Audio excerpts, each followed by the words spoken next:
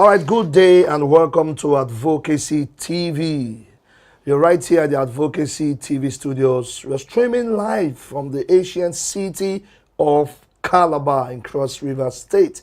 This is your premier online TV show. Today, we want to have a focus on something a little bit different. So we want to x-ray the policy directions and implementation strategy of the governor of Cross River State, His Excellency Prince Basi Edet Otu. This conversation is not about politics, but about people, performance, and the path ahead.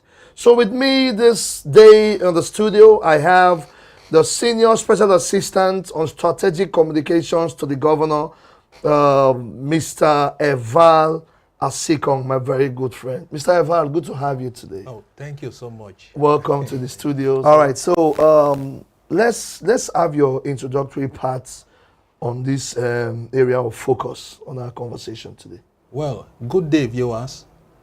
My name, as has already been introduced, is EVAL ASIKONG. I am the Senior Special Assistant to the Governor on Strategic Communications. Though some prefer to call me the Omega General because I superintend over the media operation of a media group known as the Omega Squad. But my mandate as a Senior Special Assistant on Strategic Communications is to simplify the expository analysis and explanations of the governor's policies, programs, actions, and priorities to members of the public. So this podcast becomes necessary because people have raised concerns and questions. And what are these questions? They often ask, what signature project is Governor Otu embarking upon that will be credited to his name at the wake of his administration? They ask this question because when we talk of TINAPA, the name of Donald is mentioned. When they talk of Calabar Carnival, the name of Donald is mentioned. When people talk of the Calabar International Conference Center, the name of Senator Leah Imoke is often mentioned. Yeah. When people talk about the Calabar Golf Course, the name of Senator Leah Imoke is often mentioned. When people talk about the Obudu Cargo International Airport and other industries that sprouted in from 2015 upwards, the name of Senator Ben Ayade is often mentioned. So the question is, what new project or signature project that the administration of Governor Otu is embarking upon that will be credited to his name at the wake of his administration? They ask these questions regardless of the reality that most of these projects and programs are already abandoned and they are not operational. You understand? So it is in setting the record straight, answering these questions and clearing the air that I have to make myself available in this studio for the podcast. Yeah. So now, let me emphasize before I continue that the policy framework of Governor Otu may appear simple at the very surface value. It is actually very complex in application and practice. Why? Because it involves the integration of past programs and projects in order to have them streamlined into continuity. So having said that, my analytical approach is going to be simple and methodic so that members of the public will understand the policy direction of Governor Otu.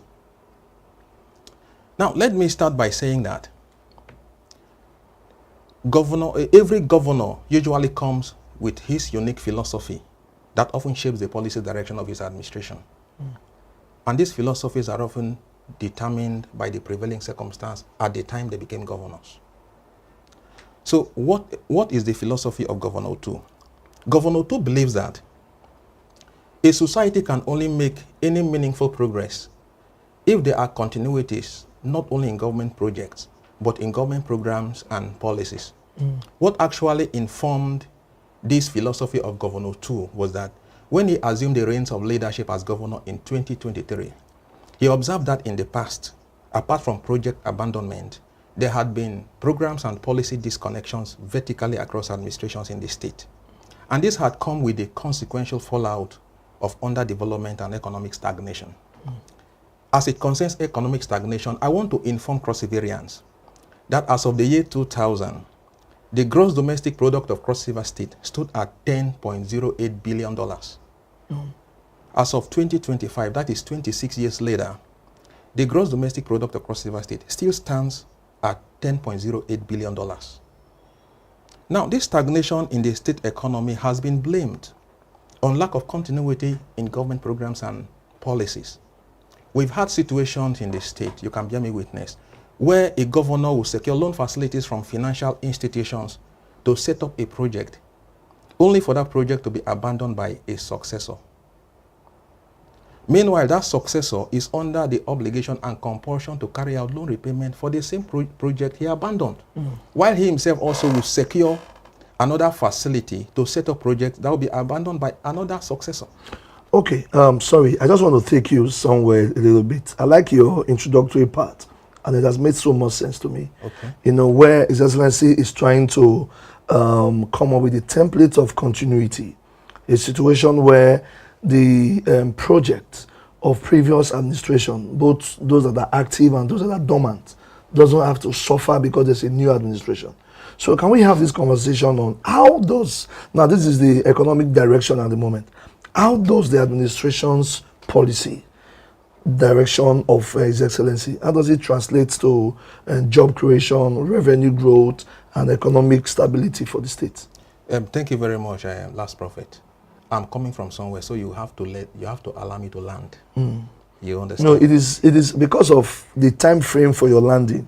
That's why I'm trying to actually bring in this particular question, so you can continue from here and land where you wanted to land. The background of the policy trust of Governor OTU needs to be given to members of the public. Okay, so you were trying to give us the background of the policy background. Trust. That was why initially I requested that 30 that was to extend the time. That 30 minutes will not be enough, because after this background, the background takes us to previous administrations and all their accomplishments. So maybe in subsequent time, subsequent time we have to come back again to this. We will. No, listen. In subsequent time, we have to focus on each of his policy trust, each of his programs and policies. But for now, since I am setting the foundation, I need to exhaustively explain the background. Okay, go ahead.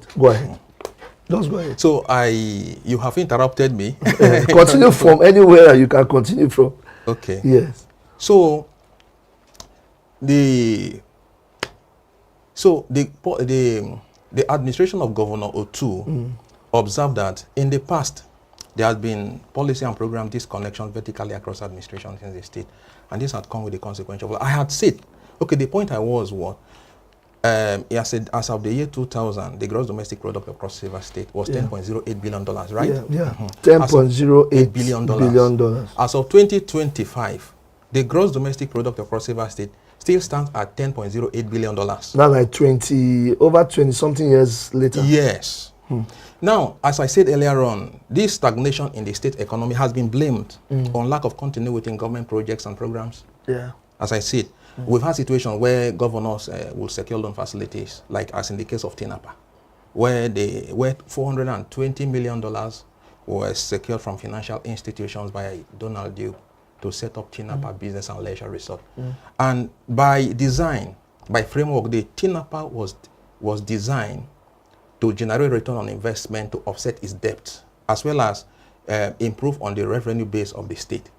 But how do TINAPA fulfill this obligation when it was already abandoned by successive administration? You understand? So this cycle of project and program abandonment has been eroding the very foundation of our shared prosperity and overall development. So as a response, the administration of Governor OTU has vetted a policy framework where his administration has been presented as an integrating concentric that harmonizes programs and policies that were abandoned from past administrations in order to have them streamlined into continuity. Yeah. So his development priorities are driven by his continuity philosophy. Okay. You understand? So having said this, we have established that the policy thrust of Governor OTU is on continuity and sustainability. What this means is that we have to have the background knowledge of past administrations in order to know which project, which program inherited from past administration that the governor is sustaining. So we are going to start from the administration of Donald. Now, before Donald became the governor of Cross River in 1999, Cross River State had basically operated as a plantation economy with little or no contribution towards enhancing the improvement of the state internally generated revenue. Then, the major source of revenue inflow to the state was from the Federation Account Allocation Committee, FAC. Donald then, in seeking to diversify the economy and multiply streams of revenue inflow to the state, had to identify potentials in the tourism sector and leverage on them. What did he do? First, he developed and modernized what used to be called the Obudu Cattle Ranch into ranch resort. And this became a global tourism hotspot. Donald also brought in Tinapa, which by design was supposed to generate return on investment to offset its liability and also to enhance improvement in the state's internally generated revenue. Donald brought in Calabar Carnival, which you and I know, and has been reputed as Africa's biggest street party. So this projected Cross River State to the global frontrunner of tourism recognition. So at the wake of Donald's administration, Cross River State became a leading tourism destination of not just Nigeria, but Africa at large, with massive improvement in head revenue base. So after the wake of Donald's administration, just have patience with me. This is the policy direction of our boss. So we must give it time. It's a special appeal I'm making to you. Go ahead. So at the wake of Donald's administration, Liel became governor of Cross River State in 2007. Liel observed that there had been serious development deficit at the rural areas, and this to him was totally unacceptable. Policy analysts have argued that such development deficit were noticed at the rural areas because it was in the time of Donald that local governments lost their devolutionary statuses. In order to lend credence to this claim, they pointed to Donald's approach of administrative deconcentration, where local governments were run as extension of the state ministry. Moreover, the introduction of joint account allocation committee between the state and the local governments, whereby money meant for 18 local governments were used to develop just one local government, also became another plausible testament to the reality that local governments have lost their devolutionary statuses. So all these I have mentioned, according to policy analysts, has been the reason why there were noticeable development deficit at rural areas during Liel's administration. So as a response, Liel came up with rural development framework. Understand? He set up some rural intervention regimes to actualize these rural development initiatives. There are many, but I'm going to mention just but few. Just few. So that we can have a conversation. Yes, Liel set up the Cross River Rural Access and Mobility Project alongside Rural Development Agency, which was manned by OTU'S as the Director General. And these dual intervention regimes were saddled with the responsibility to carry out construction and rehabilitation of roads at rural areas. And I think the realization of this mandate actually aided in strengthening social cohesion amongst communities, as well as enhance the commercial activities because of the proliferation of roads at rural areas. And it was that idea that actually gave birth to the parliamentary extensions, the Goodluck Jonathan bypass, all those new estates that actually sprung up. Thank you. Liel also came up with Project Awake. This agenda-focused agribusiness intervention that was initiated to empower women who are into agriculture and agribusinesses in the rural areas. Later on, we're going to see how Governor OTU'S, as part of his sustainability trajectory, borrowed, sustained, and modified it into Project Grow. You understand? Make some changes to reflect current demographic realities. We are discussing about the sustainability trajectory or policy of Governor OTU'S. Liel also set up the State Electricity and Electrification Agency that was saddled with the responsibility of carrying out electrification projects at rural areas. Liel also came up with Community and Social Development Agency, World Bank assisted, that carried out structural projects at rural areas based on the critical needs of communities. You understand? Even his health intervention was basically focused on rural areas that saw the construction and rehabilitation of many health centers across the 18 local governments. But sadly enough, this rural development initiative initiated by Liel Imoke was not carried along in the administration of Governor Ben Ayade. I'm sorry to say. Now we have entered the next administration, which is Ayade administration. Yes. Yeah. So Ayade became the governor of Cross River State in 2015. Mind you, I have said that every governor comes with his unique philosophy that often shapes the policy direction of his administration. So what were those circumstances that actually informed the direction of Governor Ben Ayade? We're going to discuss it now. Ayade's administration was bedeviled by hydra-headed and broad-spectrum economic problem. Why? Because as of the year 2015, when he became the governor of Cross River State, before that time, in 2014, Debt Management Office and Securities and Exchange Commission had already declared that Cross River is an insolvent state. What this meant was that Cross River State does not have the eligibility to secure domestic loan by raising bond at the capital market. The same way it does not have the eligibility to secure external loans. And as you and I know, there is no subnational or national government or administration that can survive without having windows to these loan facilities. Loans, yeah. So, recession. Okay, now, you didn't give us, I like this, I like the focus of this program. It's expository. Yes. You have taken us back to the time where how Cross River State evolved, that's post-democratic era of 1999. Yes. Yeah, down to like 2017. Yes. Yeah, where the Lea Limoge's 2007, where the Lea Limoge's government came in, took us into the rural development era.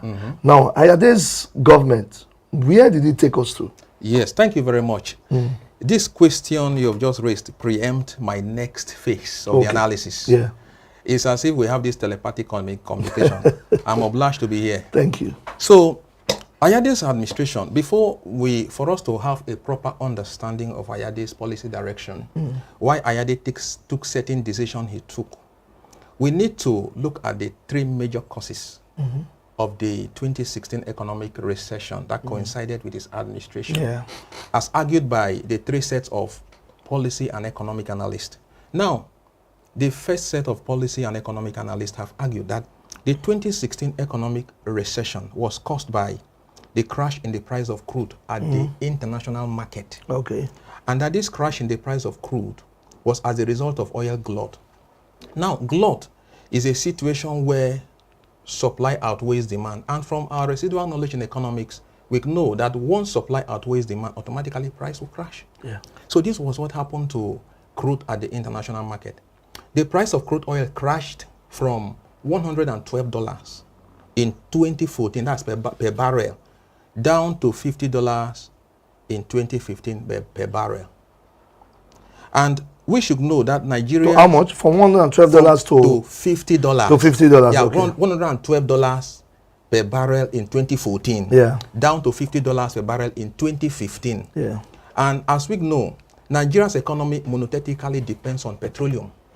Therefore, with 55.38% decrease in the price of crude, it became obvious that the country's vital oil industry has been hit by weaker global prices. So for this set of policy and economic analysts, this had been the problem, the cause of the 2016 recession. The second set of the policy and economic analysts argued that it was the relentless destruction of oil installations at the Niger Delta by the infamous militants. I hope you are not a militant. That this led to the reduction of production of crude in the country. And as you and I know, 90% of the crude produced in this country comes from the region of the Niger Delta. This remains incontestable. You can take it to the bank and cash out. So for this set of policy and economic analysts, this had been the cause of the 2016 recession. But for the last set of the policy and economic analysts, they say that it was lack of sound economic policy to have created alternative foreign exchange earnings at the non-oil export. That this was later compounded by the inability of the country to devalue her currency at the depletion of a forex reserve. Now, this later unfavorable monetary policy led to the discouragement of importation businesses. So Ayade arguments comes in now. All right, so ladies and gentlemen, so far we've been having a conversation with my friend and brother, a very, very sound and strategic communicator. All right, Mr. EVAL ASIKONG, the Senior Special Assistant to the Governor on Strategic communication. And you must agree with me that so far he has done justice to our conversation from the time of Donald Duke down till the Ayades administration. Now, he has made us understand that the Ayades administration was bedeviled by the various crash in the economic situation we find ourselves in Nigeria, not just in Cross River State. It was a global problem that affected the governance within Ayade's era. Not just Ayade, but all governors across within that time frame of 2015 down to whenever the economy started picking up, where we witnessed a different strike in the growth of at different stages in our economy. So we are still here, and our focus has been the policy direction of the governor of Cross River State, His Excellency Senator Prince Bassey Edet Otu. And we are still at the studios of Advocacy TV Studios, broadcasting live from the ancient city of Calabar. This is your premier and premium private online TV station. Don't forget to follow us, subscribe to our channel on YouTube, Advocacy TV Studios, one word, Advocacy TV Studios on YouTube. Subscribe, hit the subscribe button now as you're watching us, and also share this conversation. So, Mr. Eva, back to you. Let's come now to Prince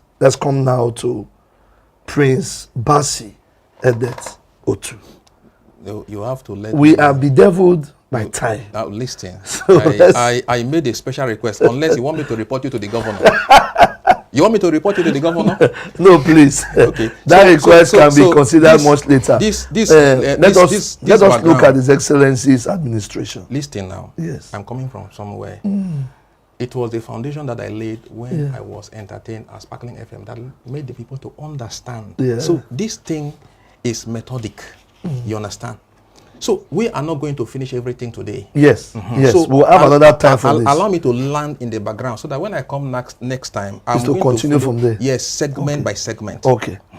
So because when I revisit this studio the next time, you're going to make the recap of our discussion. Yes, definitely. That will introduce the new discussion. So allow me to land so that for clarity of purpose. Okay, but we have just 15 minutes on this landing. Yes, okay. No problem. Right. So now this is where the argument comes in.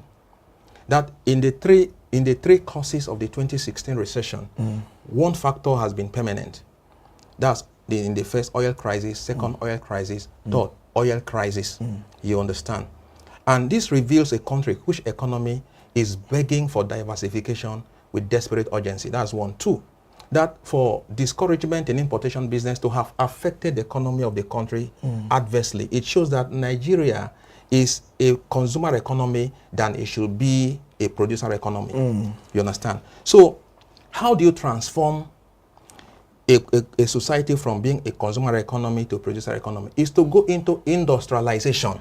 So that was why Ayade went into the industrialization policy that so to diversify the economy. Yes, to shield Cross River State from that oil. From that not just from the 2016 recession, but from future occurrences of recession. Okay. The industrialization economy. Yes. So now, in the eyes of Governor Otu, all the governors that were democratically elected, from Clement Abri to Donald to Liel to Ayade, did excellently well. Yeah. The only missing link was the lack of continuity and sustainability, which Governor Otu has come to provide. You understand? And that was the reason why Governor Otu, on the 30th of November 2025, gave all the governors award. Yeah. And I think this appreciation and gratitude he has shown has set a very wonderful foundation for explosive development in the state. Understand? So now, let me use the 10%, the 10 minutes remaining judiciously. Now, I want to explain why Cross River State economy has been stagnant. I think this will help us. I have said that in the year 2000, the gross domestic product of Cross River State was $10.08 billion. As at that 2000, the gross domestic product of Lagos State was $29 billion. Now, fast forward to 2025. As of the year 2025, while the gross domestic product of Cross River State still remained at $10.08 billion, the GDP of Lagos State has surged to $259 billion.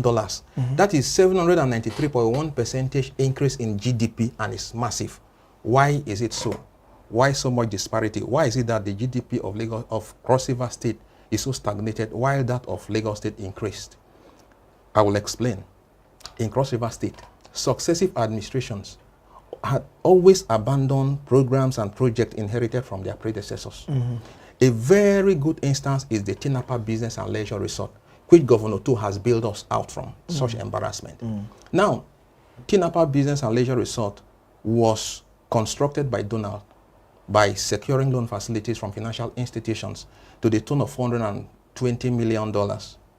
And by design, the framework of Tinapa was supposed to generate return on an investment, to offset its liability, and also to enhance improvement in the state internally generated revenue. But how do you expect Tinapa to fulfill this obligation when it was already abandoned? You understand?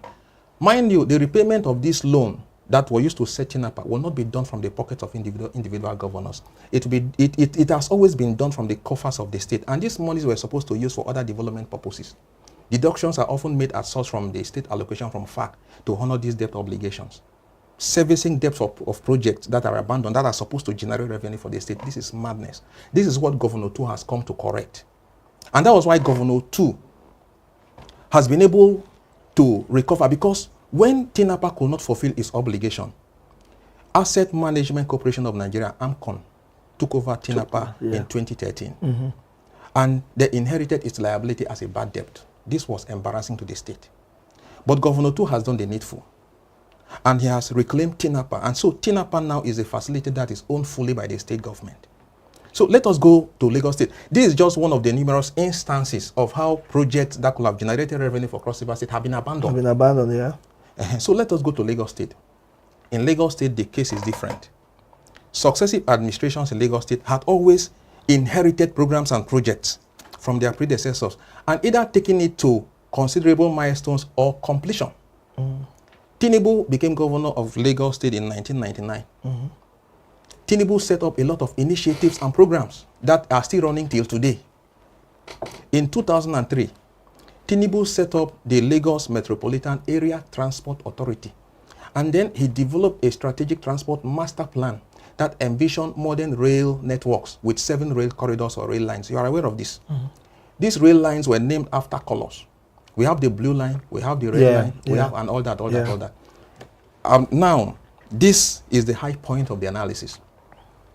The blue line that Tinubu initiated in 2003 was not started by his administration. It was Fashola who took over from him that started the first phase of the blue line.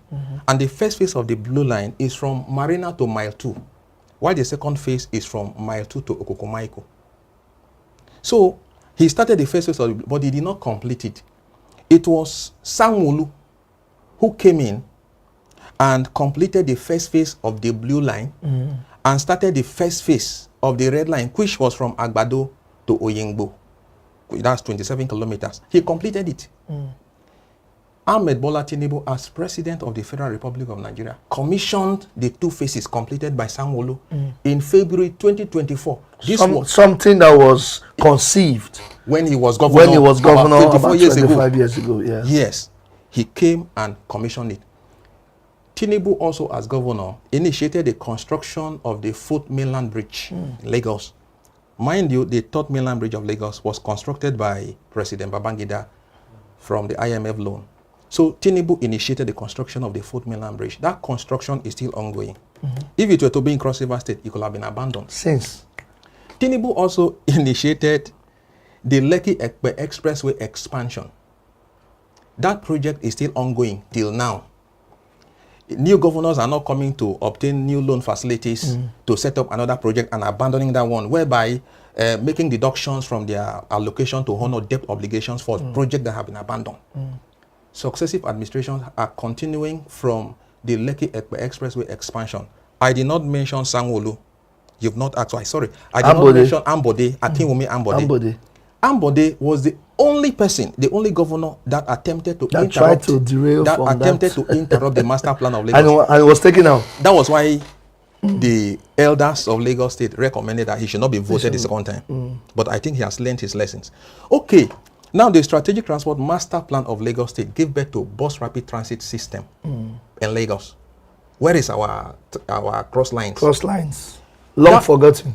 That bus rapid transit system on monthly basis generate an average of 500 million naira for Lagos State. These were some of the initiatives. That's to help improve their internal generated revenue. You understand? Yeah. So the internally generated revenue of Lagos State on monthly average is 61 billion naira. And 35% of that money, which is 20 billion naira, comes from the Lagos Seaport. And then we have our Bakassi Deep Seaport, one of the most strategically located maritime gateway in the whole of Nigeria, being laid dormant. And I think that's why His Excellency... That's why His Excellency Governor Prince OTU has decided to visit the Bakassi Deep Seaport. Yeah. You can imagine, if the Lagos Seaport could generate 20 billion naira on monthly average for Lagos State, then what about our own maritime gateway that is most strategically located in the whole of West Nigeria Africa, because of its proximity to the Gulf of Guinea and Europe? So now, Governor OTU has sprung into action to ensure that the Bakassi Deep Seaport become constructed. And what are the things he has done? In December 2024, he did hydrography. These are preliminary mappings that will set the foundation for construction of a seaport. And what it entails, the shoreline features, the bathymetric, which has to do with the depth, the seabed wreckages, etc. So you have to do these mappings. These are the mappings that will set the pace for the construction of a seaport. He has done that. Second, Governor Prince Bassey Edede II has secured facility from Afrexim Bank in Egypt, $2.27 billion. And for you to be able to access such facility, you must secure sovereign guarantee from presidency. Congratulations, Cross River State, because President Tinubu has already approved it. And President Tinubu himself has promised to be present in the groundbreaking ceremony of for the construction of the Bakassi Deep Seaport. Now, the Bakassi Deep Seaport will generate more revenue than the seaport in Lagos, because the seaport in Lagos State is fraught with challenges of congestion. And then you consider proximity of our own seaport. Bassey Edede II has an eagle eye. Yeah. You understand? Towards improving the economic prospect of the state. And he's doing so much. You understand? Yeah. So now, let us look at most of those projects I've mentioned that have been abandoned in the past is the reason why Cross River State is where we are today economically. Okay. So let us look at, now we are going into the achievements, how we are trying now to practicalize how Governor OTU is actually fulfilling his sustainability trajectory policy. That's why I'm going to ask you this question. Please, okay. I need to be asking you a question. Okay. So it looks like we're having a conversation. Okay, all right. What would you say? Now, we have gotten to the stage of Prince OTU now. Yes. What would you say is the biggest policy achievement of this administration so far? Well, by my own assessment, there is no policy that you say is the biggest. No achievement, rather, that you could say is the biggest. All of them, in as much as they are geared towards enhancing the improvement and lot of the economy and the well-being of Cross Riverians, all of them are very important. Okay. Governor OTU, my analysis is centered on the sustainability philosophy, of sustainability policy of Governor OTU. Governor OTU has been able, as I said earlier on, to retrieve TINAPA from AMCON. He has done the needful. This project was set by Governor Donald Duke, and so it was abandoned. Can't we say that is a big win for the state? It's a big win. Also, Governor OTU, when he assumed the reins of leadership as governor of Cross River State, he observed that the TINAPA was at the stage of somnolence, almost gone. So he promised not only to revive TINAPA, but to globalize TINAPA.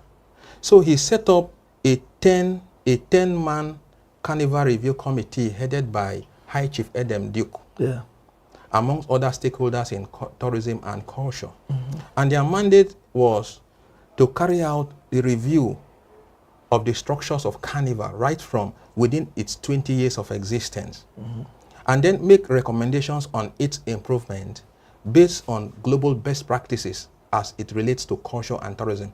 And I feel their recommendation and report they submitted to the governor actually helped the governor to fulfill his promise of reviving and globalizing the Calabar Carnival.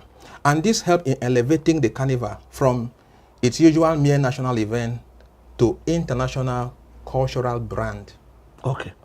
Now also, under the administration of Governor OTU, the state passed the Carnival Commission Law. This gave the Carnival a legal and organizational structure for long-term sustainability. This institutional framework and legal backing has set a formidable foundation for Carnival to thrive. If you observe, if you check, you'll observe that this year's Carnival, right from inception, is the best. The planning, the strategic execution, the attendance. Calabar became impassable because of influx of population. Yeah. And it was well managed. It was well managed. Well managed and well implemented. It was well managed.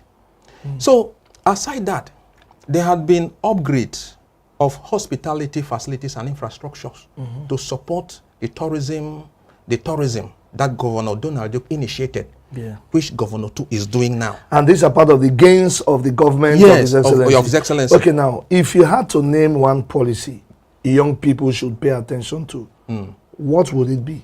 Yes. I had mentioned the Project Awake from Lee Elimoke's administration. That was migrated to the Project Grow. Yes. That this Project Awake is a gender-focused agribusiness intervention initiated to empower only women at the rural areas. Governor OTU, in his wisdom, had to lift up this Project Awake, modified it into Project Grow, make some modifications to suit the current demographic realities and trend. Not only restricted to women any longer, but to men also. And not only restricted to rural areas, but to urban area. Now, the governor has succeeded in attracting 30 billion naira commercial agri-credit guarantee fund, digitally managed. And with this, the governor has been able to purchase mini tractors and distributed to 108 persons, farmers across the state in the first phase. But the entire projection of this distribution is to cover 324 tractors to be distributed. Now, the focus is that a lot of persons are expecting to be accommodated in civil service, in politics, which already is overflooded. So Governor OTU is creating alternative dimension that will engage youth, engage men, engage women without necessarily putting pressure on public service and politics. And it will surprise you that in the next decades, the wealth explosion in Cross River State will be so massive because of this initiative. You understand? So that Project Grow, I feel, is one of the best policies that will be of benefit to Cross Riverians if they leverage on such opportunities. Already, the governor has sent some persons to Nasarawa. That's one of the development to young persons. It is still under the Project Grow. Yeah. Oh, still under that project. Yes. It was supervised under the Ministry of Wealth Creation. Yeah. You understand? So he sent some youth of Cross Riverians to Nasarawa to achieve some skills in agriculture. Yeah. And I think also the Ministry of ICT. Yes. Yeah, they've done some sort of training for young persons. But that is not under Project Grow. Okay, that's on the... Okay, yes, the Project Grow is basically centered on agriculture. On agric. Yes, on agriculture. Okay. So, and then there have been distributions of 2 million to beneficiaries. Yes. The participants of those sent to Nasarawa. That's about over 800 million. 800 million, yeah. You understand? Yeah. So these are the kind of policy initiatives that will enhance the corporate prosperity of Cross River State. Okay. Now, as we round up, trust me, this conversation is very enlightening. Okay. And a whole lot of Cross Riverians need to be engulfed with this kind of conversation. You know, away from the many buzzwords and the different controversial issues that sprung up on our social media space. We need to feed our people with this kind of conversation. Yes. Yeah, so we will definitely have subsequent editions where we will still sit again. Yes. Yeah, we have to sit again to look into segment the administration by segment, of His segment by Excellency. segment. Yes. Yes. Now, I would ask you this. Okay. How will history judge Prince OTU'S policy direction, positively or critically? Well, the question you have raised, I am not supposed to answer the question because people will feel that one who is eating on the table is not supposed to talk. You know, but it is important that you are an insider. You can also judge from your own end. You know, in your quiet moment, take yourself out now from the government. Put yourself as a civilian and ask yourself this question: how will history even judge this government? Are they going to be critical about it, or they're going to be positive about it, to be compared to other administrations? Well, thank you very much, Mr. Friday Awade. You're a very intelligent and wise man. My analytical purview is from the standpoint of objectivism. Okay. So I've made the analysis based, I've provisioned members of the public with all the data. And I've seen you have been jotting something. Yes, I'm taking note. So it is left for them because I am simply a realist. Okay. I have provided members of the public with all the data and details in my analytical progression. Yeah. So for me, it's akin to a situation where you write exam and score yourself. I am part of the government. Okay. So let members of the public judge. Because all I have said, there is no information I've provided yet that is not truth. Yeah. They are all factual. They can verify them. Yes, they can be verified. Yeah. Because I like my analysis to be laced with factual exactitude so that you can investigate. Because most of this information are provisioned on the net. Okay. They are made available on public space. Finally, before you leave us, what is your final word for this edition? What is your final word as you leave us today in the studio? For this edition? Yes. Well, my final word comes as an advice to cross-variants. I will advise them to take opportunities of the many policy initiatives that the governor has put on ground to benefit them. Yeah. And I will also use this avenue to also thank His Excellency Governor Bassey Otu for introducing such policies, because the problem with most leadership actors is that they will come up with policies that have distributional implications too harsh for members of the public. Like Donald. I'm sorry to say, Donald is a good administrator, but he used the mechanistic approach. In the mechanistic approach, you don't care about the negative policy impact, the distributional implications of your policy options. On the people. On the people. Yeah. But Governor Bassey Ededo too. Being the people's first governor. Being the people's first governor, you can see. So his concern his approach is the humanistic model of policy implementation. So I will thank him for introducing a lot of programs and policies that have human face. Today, people are enjoying. Today, if you check, you will see that cross-variants are people who are not known to hide their feelings. Yeah. You understand? You just go through the street. Go to beer parlors, though I don't go to beer parlor. Go to a lot of places. You will hear, you know, when someone does something good, you will hear it as whispers. Yes. There's only when you do bad thing that the noise becomes so strident. So the governor, by my own assessment, now let me take myself away from the office of senior special assistant and then make recommendations and remarks as EVAL ASIKONG, an indigene of Cross River State. From Abi local government. From Abi local government. From one village like that. One village like that, you take it specifically. Who has the right to express himself and air his opinion? Governor Otu has done very well. And I'm telling you with straight face. He has done so well. You know, I don't have car. So I enter public, you understand? Discussions in cars in public places form public opinions. we know how it was. Yes. But now it is different. Okay. You see, so I would say that the governor has done very well, and I will thank him as a man ASIKONG, not as senior special assistant to the governor. All right, so ladies and gentlemen, viewers, wherever you're watching us from, we are still at the Advocacy TV studios right here from the ancient city of Calabar, streaming live on YouTube. I want to say thank you for joining us on the show. Thanks to Mr. EVAL ASIKONG, the Senior Special Assistant to the Governor on Strategic Communication.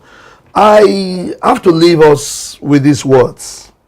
His Excellency Senator Prince Bassey Edward OTU'S is doing everything humanly possible to take Cross River State to the next level. He is doing everything people-centered to ensure that his administration hits the people directly so that there will be no deficit in how the people react, how the people see things, and how the people accommodate government moving forward. I think Senator Prince Bassey Edward OTU'S is looking much more beyond him. After Prince OTU'S, the person coming next will have it very easy with perseverance, trust me. And this is where we'll end our conversation for the day on the first phase of Cross River today. So thank you very much. It has been an amazing moment, amazing time so far. Let's meet in the next program. Thank you.